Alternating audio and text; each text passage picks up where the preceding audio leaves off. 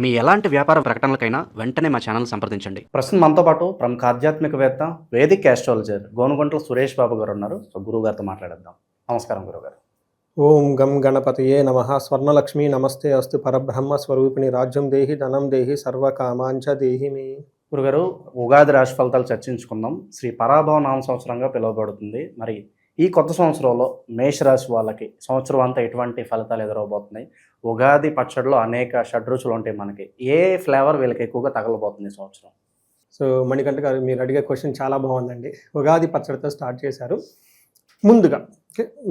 ముందుగా మనం రాసులకు వెళ్ళే ముందు ఈ యొక్క సంవత్సరం యొక్క మీనింగ్ తెలుసుకుంటే మన టోటల్గా ఓవరాల్ థీమ్ మనం తెలిసిపోతుంది.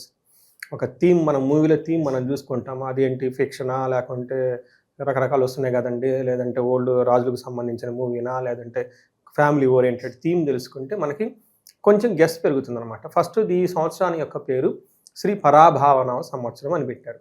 పరాభవం అంటే మనందరికీ తెలుసు, ఇది కొంచెం పాత మాట. ఇప్పుడున్న వాడికి లాంగ్వేజ్లో చూసుకుంటే అపజయము, అవమానము, అధికార నాశనం అనుకోవాలి, అధికార పతనం, అహంకారం అని చెప్తూ ఉంటారు.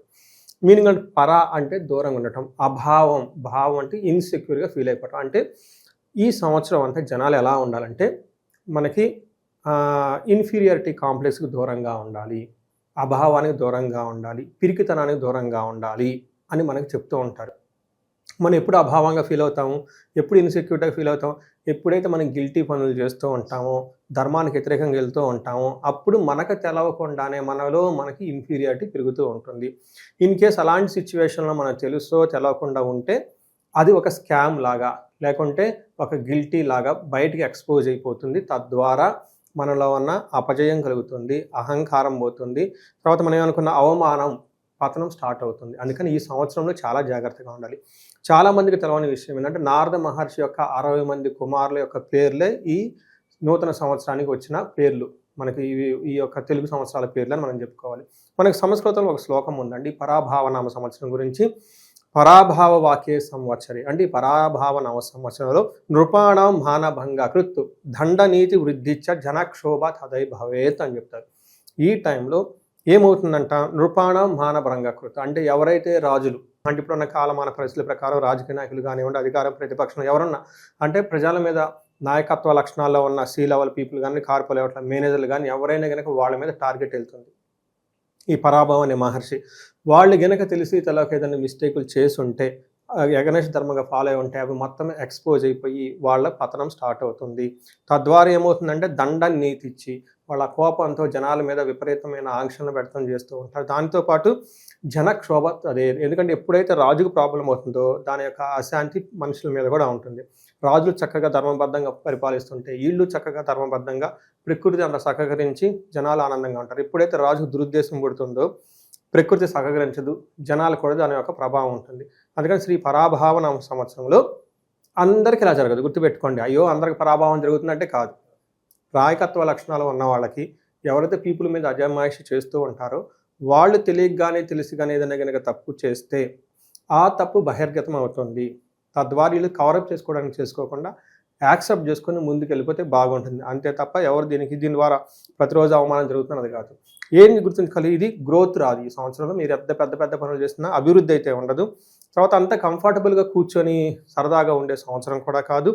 ఇది కరెక్షన్స్ చేసుకున్నాయి. ఇంతకుముందు మనం ఏదైనా కనుక చేసుకొని ఉంటే ఈ టైంలో రెక్టిఫై చేసుకొని మనల్ని మనం ఒక స్ట్రాటజీ, ఒక ప్లానింగ్ అంతా కరెక్ట్ చేసుకొని ఏమైనా మిస్టేక్స్ ఉన్నాయా, కరెక్ట్గా ఉందని వెరిఫై చేసుకొని బయటకు వెళ్ళేది. ఇన్ కేసు ఏమైనా ప్రాబ్లం ఉంటే మనమే ఓపెన్గా బయటకు చెప్పుకొని సారీ చెప్పుకొని ముందుకు వెళ్ళిపోయేది. నిజాలు అనేది బయటకు వస్తాయి. ఎప్పుడైతే మనకు నిజం బయటకు వస్తుందో అప్పుడు మన అభివృద్ధి స్టార్ట్ అవుతుంది. ఎప్పుడైతే మనం నిజం లేకుండా మనకి భ్రాంతిలో ఉండి చేసుకోకపోతే ఏదో ఒక రోజు అది బడలేకపోతుంది. అందుకని సాలిడ్గా ఎదగాలనుకున్న వాళ్ళకి ఇది ఒక బెస్ట్ ఇయర్. మళ్ళీ రిపీట్ చేస్తున్నా, నిజంగా జీవితంలో ఎదగాలనుకున్న వాళ్ళు ఇది ఒక బెస్ట్ ఇయర్. ఎవరైతే మనకు అపోహలకు పోయి ఎట్లా పడితే వెళ్ళిపోయారో వాళ్ళ భంగపడతారని ఇది ఒక ఇయర్ అండి. సో మనం ముందుగా మేషరాశి వారితో చూద్దామండి. మణికంఠ గారు, మేషరాశి కనుక చూసుకుంటే ఒకటి, వీళ్ళు చాలా లక్కీ అనుకోవాలి. ఈ 2026 సంవత్సరంలో లక్కీ ఉన్న జాబితాలో వీళ్ళు కూడా ఉంది. కారణం అంటే జనరల్గా గ్రహ స్థితి బాగుండి, జనరల్గా గ్రహస్థితి అనేది బాగా అనుకూలంగా ఉండి బాగుంటారు, అది వేరే విషయం. గ్రహస్థితి అనుకూలంగా లేకపోయినప్పటికీ బాగున్న రాశి ఏంటంటే మేషరాశి. అంటే ఉన్న పొజిషన్లు ప్లానెట్స్ చూసుకుంటే వీళ్ళు ఇబ్బంది పెట్టే విధంగా ఉంది. కానీ వీళ్ళ అదృష్టం ఏమంటే వీళ్ళకి ఏలినాటి శని యొక్క ప్రభావం ఉంటుంది, అలానే గురువు కూడా సరిగా లేరు, అలానే కేతు ఇబ్బంది పెట్టి ఇన్ని గ్రహాలు ఇబ్బందుల్లో ఉన్నా వీళ్ళ అదృష్టం ఏమంటే ఈ గ్రహాలకి సరిగ్గా పని చేయకుండా విపరీత వేద అన్న కాన్సెప్ట్ ఉండటంతో వీళ్ళకి బాణాలన్నీ వీళ్ళ వైపు వస్తాయి కానీ ఒక్క బాణం కూడా వీళ్ళకి తగలదు. అందుకని చెప్పేసి ఆరాంగా హ్యాపీగా ఉండాల్సినది మేషరాశి వాళ్ళని మనం చెప్పుకోవచ్చు. దానితో పాటు మనకి ఇందులో ఫస్ట్ అశ్విని 1, 2, 3, 4 పాదాలు, భరణి 1, 2, 3, 4 పాదాలు, కృతిక ఫస్ట్ పాదం అంతా ఇందులో ఉంటారు. మనం పేరు బలంగా చూసుకుంటే వీళ్ళకి చూ, చే, చో, లా, లీలులో ఆ అన్న లెటర్స్ అంతా మనకి ఇందులో ఉంటారు. అయితే మనకి కందాయ ఫలితాలు అంటారు. వీళ్ళకి ఆదాయం చూసుకుంటే 11, వ్యయం 5. దీన్ని బట్టి మనకు అర్థమైపోతుంది వీళ్ళకి ఆదాయం ఎంత ఉంది, వ్యయం ఎంత ఉంది. అంటే కొత్తగా ఇన్కమ్ సోర్స్ వచ్చే అవకాశం ఎక్కువగా ఉంటుంది. పర్టికులర్గా కొత్త బిజినెస్లు చేయటం వీళ్ళ ద్వారా ఖచ్చితంగా అయితే ఆదాయం అనేది కొత్త వనరులు వచ్చే అవకాశం చాలా ఎక్కువగా ఉంది. ఒక బెస్ట్ హ్యాపీ థింగ్స్ వీళ్ళకి గుర్తుపెట్టుకోవాలి. రెండోది వీళ్ళకి విశేషంగా రాహు కూడా ఫస్ట్ 9 months విపరీతంగా యోగతను ఇస్తూ ఉన్నాడు కాబట్టి వీళ్ళు పట్టినల్లా బంగారం అనుకోవటంలో అందులో సమస్య లేదనమాట. ఎందుకంటే ఆదాయం 11, వ్యయం 5 ఉంది. రాజ్యపూజ్యం 2, అవమానం 4 ఉంది. అంటే 6 ఉంటే ఒక ఇద్దరు ఇలా సపోర్ట్ చేస్తుంటారు, ఒక ఇద్దరు వ్యతిరేకంగా ఉంటారు. కాబట్టి వీళ్ళు ఇంటర్పర్సనల్ స్కిల్స్ని చాలా చక్కగా మెయింటైన్ చేస్తూ ఉండాలి. ఎవరి మీద వాళ్ళని నమ్మకుండా ఫస్ట్ మోసపోయే వాళ్ళు ఎక్కువ ఉంటారండి. నాకు మొన్న కూడా అమెరికా నుంచి ఒక ఆయన కాల్ వచ్చాడండి. పాప ఆయన ఎక్కడ అమెరికాలో ఉండి తినకు, ఎందుకంటే వాళ్ళ కష్టాలు నాకు తెలుసండి. అమెరికా ఎన్ఆర్ఐ కష్టాలు ఎవరికైనా ఎక్కువ తెలుసుంటే అది నాకే తెలుసు. వాళ్ళు ఇండివిజువల్ నాకు కాల్ చేసి ఎక్కువ నాకు వచ్చే క్లయింట్స్ వాళ్ళు కాబట్టి ఇక్కడ నుంచి వెళ్తారు, ఏదో ఎక్స్పెక్టేషన్స్ ఉంటుంది పేరెంట్స్ అక్కడికి వెళ్ళాక రివర్స్ అవుతుంది. వాళ్ళకు ఉండే ప్రాబ్లమ్స్ వాళ్ళకు ఉంటాయండి. మనలాగా ఒక రకంగా చెప్పాలంటే మనంత లగ్జరీగా హ్యాపీగా కంఫర్టబుల్గా ఉండరు. కాకపోతే ధనం వస్తుంది అనే విధంగా ఉంటుంది. వాళ్ళకి ఒక టాలెంట్ అకాడమీగా పెర్ఫామ్ చేయడానికి బాగుంటుంది.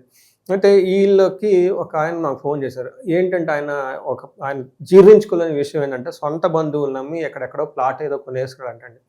తర్వాత ఆయనకు ఇప్పుడు ఏదో అమ్ముకోవాలని చూసుకుంటే ఆయన కొన్న రేట్ ఇంకా అదే ఉంది. ఎంక్వైరీ చేసే బ్యాక్గ్రౌండ్లో ఎక్కువ రేటు పెట్టి చేత కొనిచ్చారని తెలుసుకున్నాడు. దాన్ని ఫీల్ అయిపోతున్నాడు ఆయన.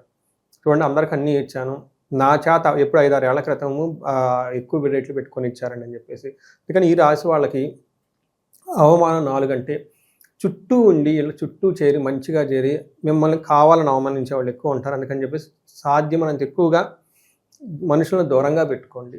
ఎందుకంటే వీళ్ళకి ఏలినాటి శని యొక్క ప్రభావం ఉంది. ఇప్పుడు బాగానే ఉంటుంది, అది ఫ్యూచర్లో మీకు ఇబ్బంది పడుతుంది. ఎవరిని గుడ్డిగా నమ్మకూడదండి. ఎవరిని గుడ్డిగా నమ్మవద్దు.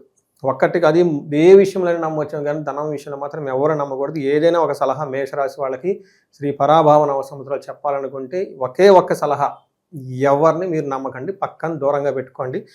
ఎవరు ఏదైనా అసలు మీరు పట్టుకోకండి. వాళ్ళు మిమ్మల్ని క్రిటిసైజ్ చేయడానికి అనర్హులు, మీ దగ్గర సహాయం తీసుకుంటే అనర్హులు. పక్కన పెట్టేసుకోండి, చక్కగా బ్యాంకులో పెట్టుకోండి, అంటే అక్కడ ధనం పెట్టుకోండి.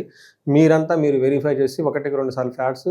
Be selfish. ఈ పరాభావ సంవత్సరాలు మేషరాశి వాళ్ళకు ఉండాల్సిన ఏకైక గుణం ఏంటంటే సెల్ఫిష్. మీ గురించి మీరే చూసుకోండి. Mind your own business, mind your own family members. అది తప్ప మిగతా వాళ్ళంతా దూరంగా పెట్టేసేయండి. ఇది దీని యొక్క థీమ్. ఇందులో మనం గ్రహం చూసుకుంటేనండి, శని టోటల్గా ఈరంతా వీళ్ళకి 12వ వ్యయ స్థానంలో ఉన్నారు. గురుడు వచ్చేటప్పటికి 3వ స్థానంలో, తర్వాత 4వ స్థానంలో ఉన్నారు. రాహు వచ్చేటప్పటికి 11వ స్థానంలో ఉన్నారు. ఈ యొక్క గ్రహస్థితిని బట్టి చూసుకుంటే శని లక్ అంటే మేషరాశి వాళ్ళది. ఎందుకంటే వీళ్ళకి పాపం ధనాన్ని కోల్పోయే పరిస్థితిలో ఉన్నారు. కానీ విపరీత వేద వల్ల ఫస్ట్ 6 months వీళ్ళకి ధనం అయితే కోల్పోయే అవకాశం లేదు. తర్వాత మాత్రం నమ్మించి మోసం చేసేవాళ్ళు ఉన్నారు కాబట్టి జాగ్రత్తగా ఉండండి. గురువు వీళ్ళకి ఫస్ట్ 3వ స్థానంలో ఉన్నారండి, 50-50గా ఉన్నారు. తర్వాత గురువు వీళ్ళకి ఉన్నా కానీ రాంగ్ ప్లేస్లో ఉన్నా కానీ పెద్ద గురువు పెట్టే సమస్యల నుంచి అయితే ఇబ్బంది అయితే పడరు. వీళ్ళకి టోటల్గా 9 months రాహు విశేషంగా వీళ్ళకి సౌఖ్యాన్ని ఇస్తూ ఉన్నారు. మనం చూసుకుంటే వీళ్ళకి ఎక్కడైతే ధనం కోల్పోవాలో అది కోల్పోకుండా శని విపరీత వేద వల్ల కాపాడబడుతున్నాడు. రాహు వల్ల విపరీతంగా ఉన్నారు. స్థితి నాశనము, వారి బంధువుల వల్ల ఇబ్బందులు అయ్యే అవకాశం ఎక్కువగా ఉంటుంది కాబట్టి కొంచెం జాగ్రత్తగా ఉండాలి. పర్టికులర్ ఎవరు పడితే వాళ్ళని నమ్మకుండా జాగ్రత్తగా మీ పని మీరు చేసుకుంటే సరిపోతుంది. మనకేం చెప్తారంటే మహర్షులు ఏలినాటి శని టైంలో 4-5 పనులు జాగ్రత్తగా బౌండరీ పెట్టుకొని ఉండాలి. ఇవి ప్రికాషన్స్. మన రోడ్లో ట్రావెల్ చేసేటప్పుడు మనకి స్పీడ్ లిమిట్ ఎంత అని చెప్తారు. దాని అర్థం మీకు డ్రైవింగ్ రాదని కాదు. కొన్నిసార్లు కరువులు ఉంటాయని కదండి, మీకు కళ్ళు లేవని కాదు. కొన్నిసార్లు డేంజర్ అని పెడతారంటే మీరు పోతారని కాదండి. దాని మీనింగ్ ఏంటంటే పెద్దవాళ్ళు సేఫ్గా ఉండాలి. అలానే ఈ రాశి వాళ్ళు ఏలినాటి యొక్క శని ప్రభావంతో ఉన్నారు కాబట్టి వీళ్ళకైతే మేనేజ్ చేసుకుంటారు. కానీ గుర్తుపెట్టుకోవాల్సింది ఏంటంటే ఈ రాశి వాళ్ళు ఈ రాశితో పాటు వీళ్ళ ఇంట్లో కనుక సింహరాశి ఉన్న, ధనుసు రాశి ఉన్న, కుంభరాశి ఉన్న, మీనరాశి ఉన్న వీళ్ళ ఇంట్లో ఈ రాశి వాళ్ళతో ప్రాబ్లమ్స్ ఎక్కువగా వచ్చి మనస్పర్ధలు వచ్చి గొడవలు అవుతూ ఉంటాయని గుర్తుపెట్టుకోండి. ఇన్ కేసు అలా ఉందంటే ఇమ్మీడియట్గా శనికి సంపూర్ణ శాంతి పూజలు చేయించుకోవడం చాలా చాలా ముఖ్యం. మనకేంటంటే మానహాని మన క్లేశ, మిమ్మల్ని అవమానించాలని చూసేవాళ్ళు ఎక్కువగా ఉంటారు. నిత్యం సంవాదం, మీరు కావాలని గొడవలు పెట్టుకునే వాళ్ళు ఎక్కువ ఉంటారు. మీకు ముందే చెప్పుకున్నాం, వీళ్ళకి అవమానం ఎక్కువగా చేసేవాళ్ళు ఉంటారు కాబట్టి దూరంగా పెట్టడం ఎంతైనా అవసరం. మనీ విషయంలో ఎవరిని నమ్మకుండా ఉండాలి. తర్వాత ఫస్ట్ 6 months గురువు వీళ్ళకి మ్యారేజ్కి అనుకూలంగా ఉంటుంది, తీర్థయాత్రలు చేయడానికి అనుకూలంగా ఉంటుంది, ధనం సంపాదించడానికి అనుకూలంగా ఉంటుంది. జాగ్రత్తగా ఉండాలి. వీళ్ళకి 3వ స్థానంలో ఉంటే ఏమవుతుందంటే గురువు స్థితి నాశనం అని కూడా చెప్తూ ఉంటారు. దుర్యోధనుడిని వాళ్ళ అన్నదమ్ములందరినీ పోగొట్టుకుంది ఆయనకి జన్మ జాతకంలో గోచారంలో 3వ గ్రహంలో 3వ ప్లేస్లో గురువు ఉన్నప్పుడు జరిగిందని చెప్తారు. అందుకని చెప్పి కొంచెం జాగ్రత్తగా ఉండాలి. ఎందుకంటే అధర్మానికి సంబంధించి అందులో ఇది పరాభవన సంవత్సరం కాబట్టి ధర్మబద్ధంగా ఉన్న వాళ్ళకి ఎప్పుడు ఏమీ కాదు. ఏదైనా గనక మనం స్మార్ట్ వర్క్ చేయాలనుకుంటే ఈ రాశి వాళ్ళు రిక్వెస్టింగ్ అలాంటి పనులు ఏం చేయకుండా దూరంగా ఆరాంగా కూర్చోండి. మీకు పోయేదైతే ఏం లేదు. మ్యాక్సిమం అయితే మీ ఫుడ్ ఖర్చు పోతుంది. నమ్మి పెట్టి ఏదేదో చేశారనుకోండి అధర్మబద్ధంగా ఉంటే ప్రాబ్లం అవుతుందని గుర్తుపడేది. అందులో ఇది పరాభావ సంవత్సరం మనం ముందే చెప్పుకున్నాం. తర్వాత మనకి గురువు వీళ్ళకి 4వ ప్లేస్లో ఉన్నారండి. ఇది మనకి జూన్ తర్వాత మారుతున్నాడు. మనకి గోదావరి పుష్కరాల తర్వాత వెంటనే మారుతూ ఉన్నారు కాబట్టి పుష్కరాల టైంలోనే మార్పు వస్తుంది. ఇప్పుడు మనకి ఈ టైం 4th హౌస్లో ఏం చెప్తారండి వీళ్ళకి? బుద్ధి చాంచల్యం, తేజోహాని, దేశ త్యాగం చ. అంటే ఈ టైంలో వీళ్ళకి చాలా ఆలోచనలు ఉంటాయి. ఇచ్చేద్దాం అని తపన ఎక్కువగా ఉంటుంది. తర్వాత ధనం వ్యయం విపరీతంగా ఖర్చు అవకాశం ఎక్కువగా ఉంటుంది. దేశ త్యాగం, కలహం. ఈ టైంలో ఉన్న ఊళ్ళను వదిలిపెట్టుకొని దూరంగా వెళ్ళే అవకాశం ఎక్కువగా ఉంటుందని గమనించుకోవాలి. అయితే దానివల్ల పెద్దగా అందరికీ జరుగుతుంది అని మనమైతే చెప్పలేం. ఎక్కడెక్కడ నెగిటివ్గా ఉన్నాయో అవన్నీ చక్కగా కేర్ తీసుకుంటుంది. బట్ ఎన్నివైనా ప్రికాషన్స్ ఏంటంటే వీళ్ళకి గురువు 4వ ప్లేస్లో ఉండటంతో దీర్ఘాయువు చక్కగా ఉంటుంది. ఈ టైంలో అధికార నష్టం, మోసం చేసేవాళ్ళు ఎక్కువ ఉంటారు. మీకు కొంచెం గుర్తుపెట్టుకోండి. మనకి సత్యహరిశ్చంద్రుడు ఉంటాడు, మనం వినే ఉంటారు అందరూ. ఆయన పదవిని కోల్పోయి అవమానాలు పడింది గురువు 4వ స్థానంలో ఉండటం. అందుకని కొంచెం జాగ్రత్తగా ఉండండి. అయితే వీళ్ళకి అంత పెద్ద ప్రాబ్లమ్స్ అయితే రాదు, కానీ మనసులో ఇవి పెట్టుకుంటే మీకు చాలా జాగ్రత్తగా ప్రికాషన్ తీసుకుంటే బాగుంటుంది అనమాట. రాహు అగైన్ వీళ్ళకి చాలా యోగ్యతను ఇస్తున్నాడు. వీళ్ళకి ఫారిన్లో ఉన్న వాళ్ళ దగ్గర నుంచి, ఫారిన్ కనెక్షన్ దగ్గర నుంచి ఇంటర్నెట్, ఐటీ, చాట్ జీపీటీ ఇవన్నీ వీళ్ళకి ఫుల్ సపోర్ట్ ఇచ్చేస్తూ ఉంటాయి.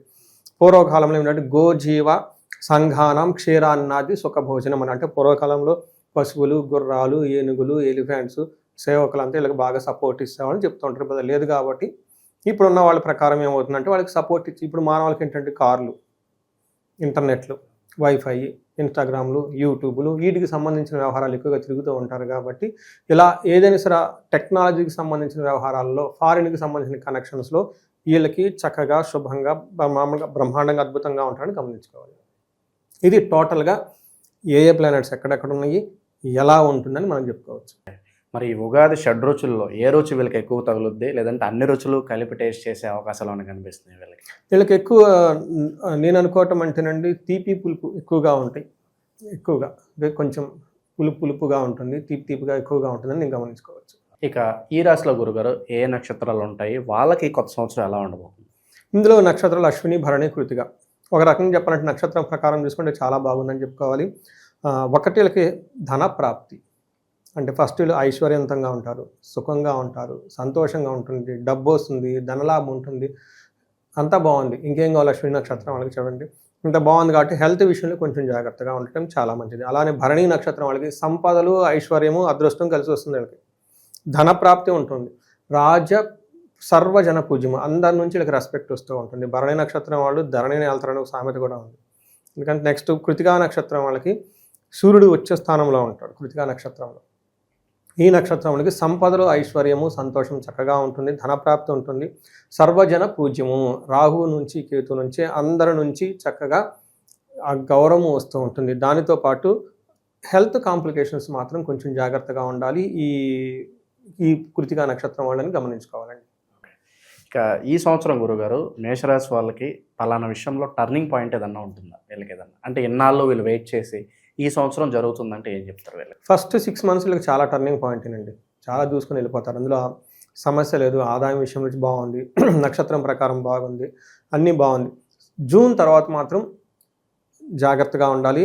మెయిన్ ఎవరితో జాగ్రత్తగా ఉండాలి, చుట్టూ ఉన్న జనాలతో జాగ్రత్తగా ఉండాలి. కావాలని నమ్మించి మోసం చేసేవాళ్ళు ఉంటారు. మీరు అది ఆపర్చునిటీయా, లేదంటే మీ మీద కుట్ర పన్నాగమా, మీకు అవకాశం ఇస్తున్నారా, సపోర్ట్ చేస్తున్నారా, కుట్రలు పడుతున్నారా అని తెలుసుకోవడం చాలా ఇంపార్టెంట్.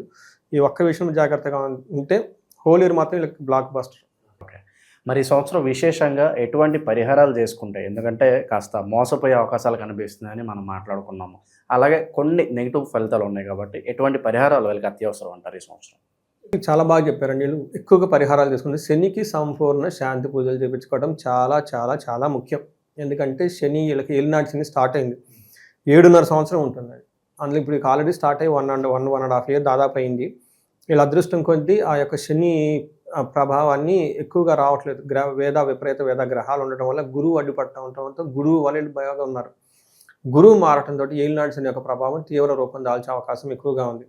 ఎప్పుడైతే శనికి సంపూర్ణ శాంతి పూజలు చేయించుకుంటారో బాగుంటుంది. రెండోది, వీళ్ళ ఇంట్లో అగైన్ రిపీట్ చేస్తున్నానండి, ఎవరైనా కనుక సింహరాశి, ధనుసు రాశి, కుంభరాశి, మీన రాశి ఉంటే వాళ్ళ పిల్లలు కానివ్వండి, భర్త అయితే భార్యాభర్తలు కానివ్వండి, ఎవరైనా అదే ఇంట్లో కనుక అంటే సమస్య చాలా తీవ్రంగా ఉంటుంది. కాబట్టి ఖచ్చితంగా చేర్చుకోవటం ముఖ్యం.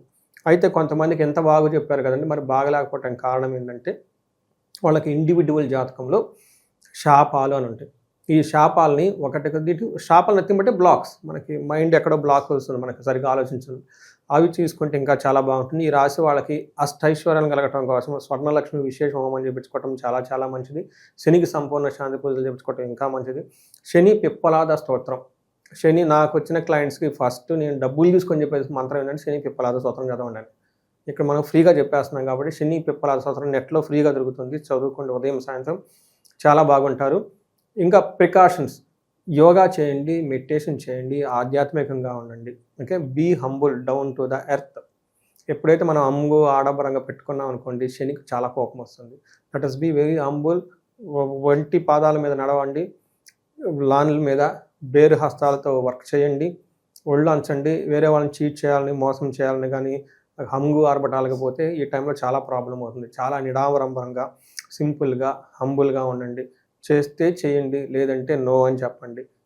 మీకు ఇంటర్నల్గా ట్రాన్స్ఫార్మ్ అయ్యే టైం కాబట్టి అదేమంటారంటే అండి, ఫుడ్ కుక్ అయ్యేటప్పుడు మనం మధ్యలో డిస్టర్బ్ చేయకూడదు, పాలు తోడిపెట్టిన తర్వాత మధ్యలో డిస్టర్బ్ చేయకూడదు అనమాట. అట్లానే వీళ్ళకి ఈ టైము ఇంటర్నల్గా ట్రాన్స్ఫార్మ్ అయ్యే టైం కాబట్టి ఫోకస్ ఆన్ ద ఇన్సైడ్ అండి, అది చాలా మంచిది. ఈ కొత్త సంవత్సరం ఓవరాల్గా అన్ని ఒడిదుడుకులను దాటుకొని సక్సెస్ఫుల్గా ఈ సంవత్సరం వీళ్ళకి కలిసి రావాలని చెప్పి మనస్ఫూర్తి కోరుకుందాం. ధన్యవాదాలు.